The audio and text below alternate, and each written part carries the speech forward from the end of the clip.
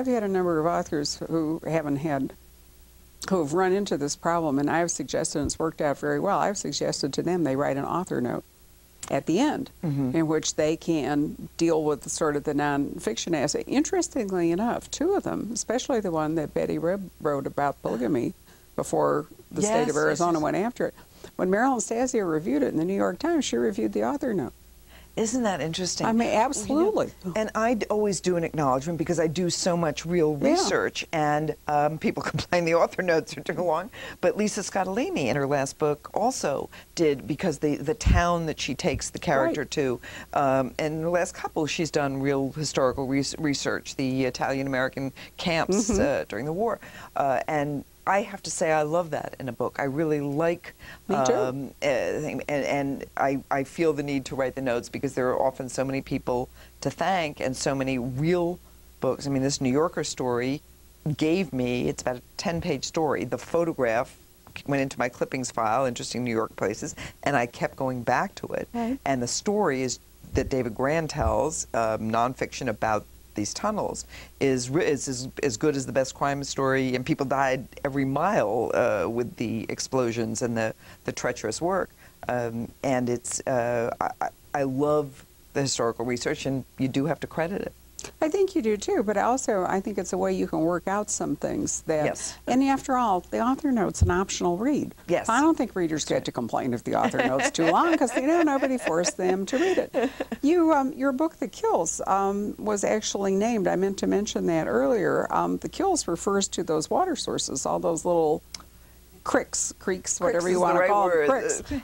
Those water sources that were in New York before they got all paved over. And you've got a kind of adventurous climax out in the water in that book. Yes, and Kills is an old Dutch word, I mean, with one L, that means channel or creek, or crick, as we say.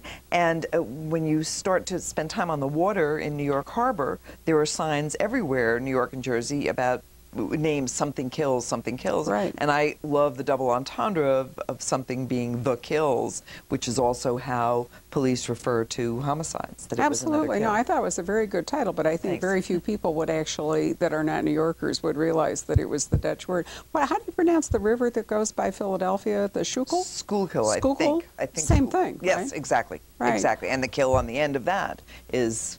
It's the same. Yeah.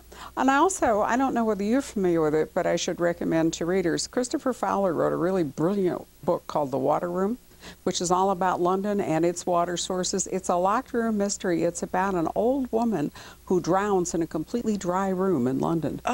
Do you have it at the Poison Pen? We do. I'll go home with it tonight. And it is fascinating because a lot of it has to do with the gradual paving over of the Fleet River and all of those, because London, too, like New York, it's on the river, was just running with water. And increasingly, of course, the urbanization and the construction and all has paved over those rivers home, but they're still flowing. I can't wait to read it. You'll love it. No, it's an absolutely wonderful book. The movie, I mean, the Roman Polanski, Jack Nicholson is getting water to L.A. So everywhere in the world, really, there is this problem. And I'm interested in reading Fowler's book. You'll like it. We actually published a book called Blood is Thicker, which was... and I would never have guessed that the L.A. Water Authority could be an interesting place to, but that turned out to be. And there was a whole bit about the Sacramento Delta, part of the Chinatown movie, moving water to L.A. that formed the basis of this book. So if you live in the Southwest, you're probably more inclined to think that water is worth killing for.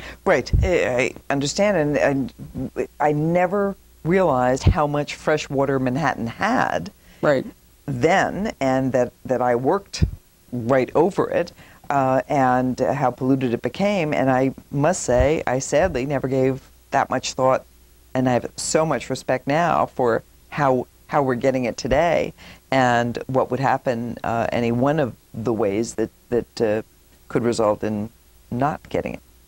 It certainly does suggest why your book should have a blue cover for water. Yes, and I have certainly read that the next World War, many people have said this, the next major war is going to be fought over water, because it is an increasingly, rare resource. Clean resource. Well, I didn't leave us enough time, but I will briefly say that it seems to me that not only as a novelist, but you've taken up at least one book where you're editing what, a collection of stories? A collection of stories. I'm doing two, actually. One is a collection for Mystery Writers of America that's going to be court-based. Right. Michael Connolly, one of my great heroes in this business and a dear friend of yours, edited the first collection Right. of first recent one, and I think Harlan Coben is doing the second one, a good friend. And so this is the third one. Submissions are just coming in now, and I'm also going to edit this year the best true crime journalism, 15 stories. It's one of the Harper imprints, and it will be the third time they've done this, but they take not only the most interesting crime stories of the year, and I'm now reading on the plane to select 15, but also some of them are just so well written. So it's fun in my spare time. So in retirement, work has risen to fill time available, right? Right, yes. Because you probably wouldn't have taken those on when you were trying to balance your career and just writing the novels. Absolutely right. And now when I'm asked the question, somebody says, well, you write full-time now, and Justin, who adores you and you know us, full-time.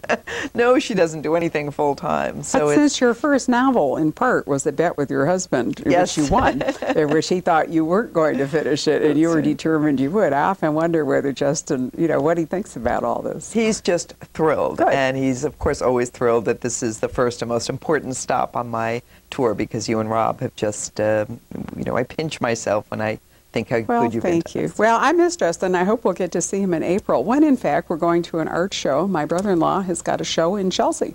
Oh, how fabulous. So I'm afraid you're going to be at Sleuth Fest, but we'll talk about whether you're going to be in town when we come up, which would be really fun. Anyway, thank you, Linda. It's really been, how often do you get an hour to talk to somebody that you really like with no interruptions, no cell phone? Thank you so much. Thank you for having me, and I look forward to shopping at the Poison Pen tonight. Excellent. And I thank you, all of you, once again, for joining us on the Criminal Calendar.